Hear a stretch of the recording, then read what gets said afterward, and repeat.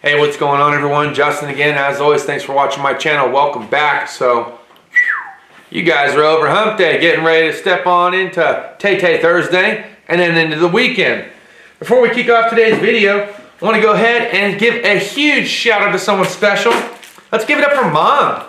She knows I love these nostalgic signs, so for my belated Christmas gift, she sent me out a few that I can hang around the garage, improve the manliness of the man cave.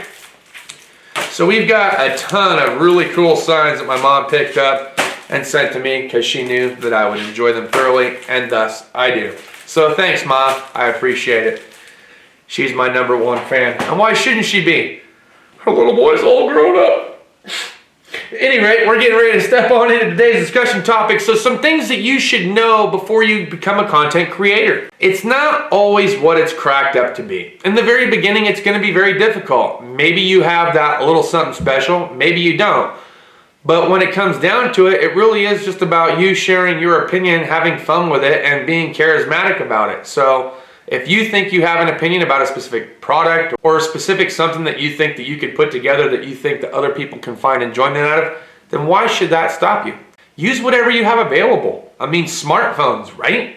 This thing's got a built-in camera that runs at 1080p, and some of the more modern ones can run at 4K. So why would you need to go out of your way to buy any kind of professional camera when you pretty much got one in your pocket that you're already paying for? Am I right?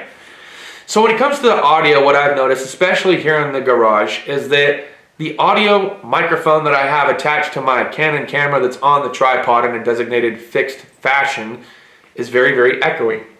Now we're going to transition on over to my cell phone. I want to show you exactly what it sounds like with my cell phone. All right, so this is me using my iPhone XR. This is the audio and the visual quality that you can get from the reverse-facing camera. All right, so now this is the audio and visual quality that you can expect from the forward-facing camera on the iPhone XR.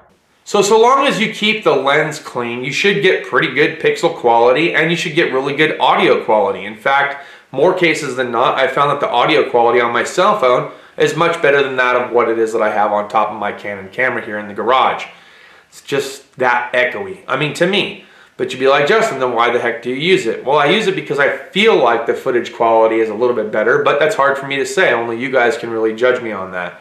I have heard that the reverse-facing camera is a little bit pixelated and doesn't quite always upload into 1080p. So for that reason alone, that's the reason why I choose to use the Canon camera when I'm chilling here in that garage. Some other things that you might not be aware of when you become a YouTube content creator is that Rome wasn't built in a day. This thing doesn't just happen overnight. You don't just upload your first video and bam, it instantly goes viral. And then you've got 100,000 subs and you've got a Google Play button. It just doesn't work like that, okay? I've been doing this on and off for about 7 years, and more consistently I've been doing it for well over 4. And well over 4 years, I'm just now to where it is that I'm currently at. Now, some people have a different niche or genre that they're attached to, and their channels can progressively grow at a much faster rate based on not just the overall content, but the demand for that content. So for instance, I have a buddy, his name's Greg. His channel is called MotoJitsu. I'll put his channel link down in the description. His channel did very, very well in the very beginning, and it continues to do well as of today. So in less than a couple years time frame, he's already pushing the 150,000 subscriber mark. That's amazing, that's awesome. But he also has something that everybody wants. Everybody wants to be a better motorcycle rider, and he is a trained professional, and he's a motorcycle instructor. And he goes to a lot of different courses, and he teaches you all the different aspects of riding that you could possibly imagine. So as a result, because there are so many people that are just new to getting on bikes for the very first time, whether it's street, dirt, etc., they found a lot of value in his content. And as a result, his subscriber base has grown because there's just so much good information on his channel that a lot of people can relate to that, and they want to keep going back and watching it more and more. And in fact, I found myself watching some of his videos multiple times because I might have missed something the first time. So I watch him again, and then I watch him again. So he's attached to a completely separate niche, which is why his channel has been successful. Now, if you're trying to get into the automotive, tool, mechanic, DIY, how to repair genre, this genre can seem to be oversaturated, and that can actually bring down the likelihood that somebody might potentially subscribe to your channel. But why would that stop you from creating a channel? maybe you have a different way of explaining it that the last person did, and maybe you explain it a lot better than the last person did. Maybe the way that you did it, you have a different shortcut and an approach that you can go about that makes it a little bit easier for somebody else to understand. Maybe you're not skipping certain steps that some of the other channels have skipped as they're creating the video. Whatever the case may be, I still feel like there's room for you as a mechanic, technician, a DIY, a weekend warrior to create valuable content that everyone can get a lot of good information from as a result. So you shouldn't be afraid to upload content. 7 years ago, we barely had very many tool channels out there. We barely had any mechanic channels out there. Like I had told you guys in the past, it was pretty much kittens and music videos and old SNL or Mad TV reruns. There really wasn't a lot as far as like mechanical videos or how to repair videos or discussions about reviewing of products and tools and things like that. So nowadays, more than not, there's a whole bunch of people that are doing it, and it can be very difficult to figure out like whose opinion you value and trust over somebody else's, and only you can really make that determination. Some of the things that you might not realize though going into being a content creator is that there's going to be unexpected large amounts of like hate mail. You're going to get death threats. There's going to be situations that's going to make you feel extremely uncomfortable. And let's face it, when you first start a YouTube channel, you're going to be a little bit of an introvert. Like, it's going to be very uncomfortable. You're not going to be used to actually being on camera, talking to an unknown audience, and then getting ridiculed as a result. We already have a lot of things that make us feel a little bit self-conscious, whether it's our looks, the way our voice sounds, things like that. But then to go one step further and take a camera like this. Oh, hey, how's it going, everyone? Justin here, talking about this Sony a5100 audio visual quality, and we're doing it in Home Depot. Are we? And walk into a store and start talking to it. It seems a little bit foolish, but that's exactly what a lot of us have been doing for a lot of the viewers out there, just so that way you guys can get the latest content.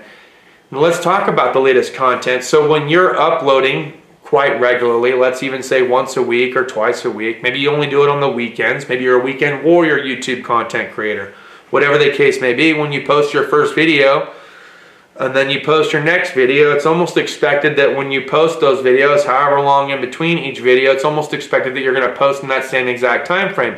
And when you don't, someone thinks that something happened to you. I remember when I very first had my first channel, I only did it just for fun, and I rarely did it because I didn't really have anything to talk about. There was just very few times that I wanted to create a discussion about a particular thing at the time, and I would go like a month or 2 months before I even got back to it. And I never expected that I'd actually have comments, let alone have to respond to them. So in the very beginning, I just kind of went and did my own thing at work and had my normal life, and then would occasionally come back to YouTube and post another one. And then very rarely I would go on and just see if anyone commented. And lo and behold, after I went a couple of months without posting, I had several comments like, well, he must have died. What happened to him? I haven't seen him in like 2 months. And his average upload is like once a month, and it's been like 2 months going on 3 now. What could have possibly happened to this guy? So you're actually almost expected to post as often as you begin posting. So I suppose that if you decided to dedicate 1 video per week, they're going to expect it once a week. If you post 1 video per month, they're going to expect it once a month. If you kind of post here and there, it's not really expected, but it is expected that you at least show your face throughout various periods of time, just so that way everyone knows that everything's going okay. And if you post a video where you're talking about something that's a little bit more personal, that people really are involved with, that they feel like they're kind of part of your life and they want to know more information about, you have to be able to follow that up with another video talking about what happened as a result, or what was the final outcome of a certain situation. This whole recent pandemic issue that we've had at our shop is a prime example. Like, once I had figured out that I wasn't going to be at work and I had posted a video and I had to wait so many days before I got my results back, there was a lot of people that were freaking out about the whole thing. I was like, just calm down. Like, I mean, yes, I get it, and I was freaking out too, but Jesus, man, just give it a minute. So, but at any rate, as soon as I found out, I let you guys know, and that's just how transparent I was trying to make myself. And I already knew that as soon as I had the results, I was going to have to share them with everybody in the community, just so that way you guys were caught up to speed on what was going on in my life. this can be a little bit frustrating because sometimes you might not have something to talk about, or you felt like you already did the video, so you were like, well, I've already done a video for the day, do I really have to do another one? And then yeah, you kind of got to follow it up with whatever else is going on just to keep people in the light. Like, you don't want to keep them in the dark, and you have to keep on updating people about every single aspect of your life all the time. And there's going to be certain people on there that are going to try to like hack your accounts or post pictures of your house or call your work. I mean, there's so much stuff that's involved in this. It's just not as easy as, oh, I'm just going to go ahead and become a YouTuber one day. It's not that easy, and nor did I ever think it would ever grow to be this big. But now that it is, I found it to be very enjoyable. I get a lot of positive feedback. In fact, I get more positive feedback than I do negative feedback, and that's really what drives my content forward. That's really what keeps me motivated to do the next video.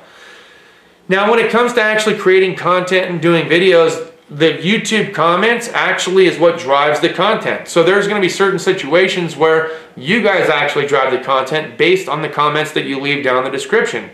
Where other videos, I've just already got a content idea in mind that I wanted to further discuss or talk about and then share my opinion about it.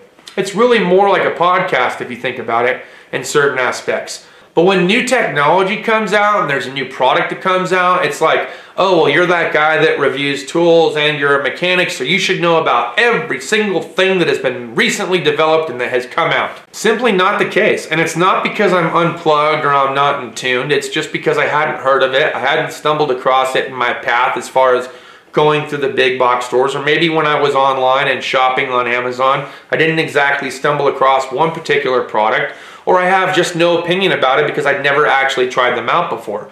Whatever the case may be, once you get to a certain level, it's almost expected that you should know every single thing all the freaking time. And that can kind of get a little bit annoying. And yes, there is a burnout period. I'm not saying that I felt burnt out.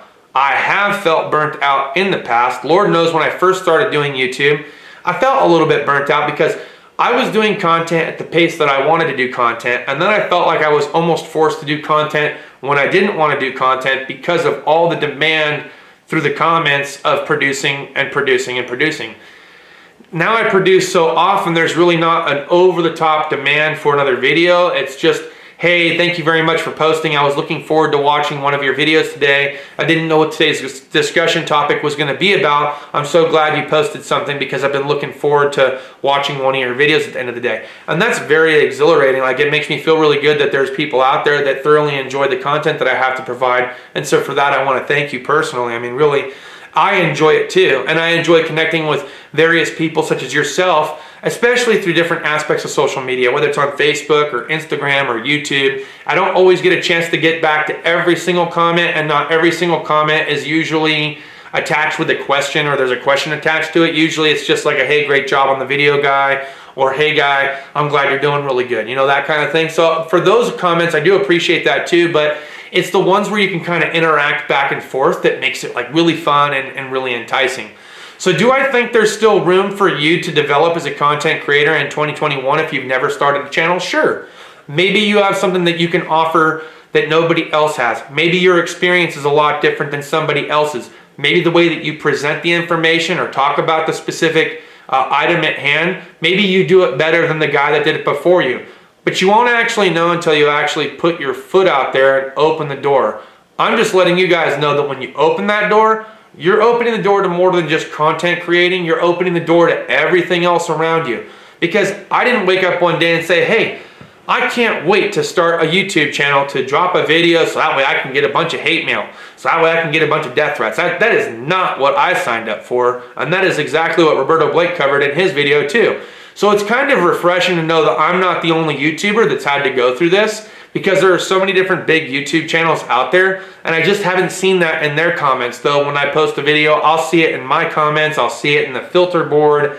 It's nerve-wracking to say the least. So don't feel pressured into doing something that you don't want to. Post when you want to post, have fun with it, stay motivated behind it, be positive, you know, be enthusiastic. If it's something that you want to talk about it. If it's something that you don't want to talk about, don't talk about it. If you're having an off day and you just want to share your thoughts, then share your thoughts on an off day. I mean, I love that kind of transparency. I like to showcase that kind of transparency on my video. I've seen a lot of other people that have done it too. Nathan from Pauly's Auto is a prime example. He's very transparent about how he feels when he's having an off day. He shares it.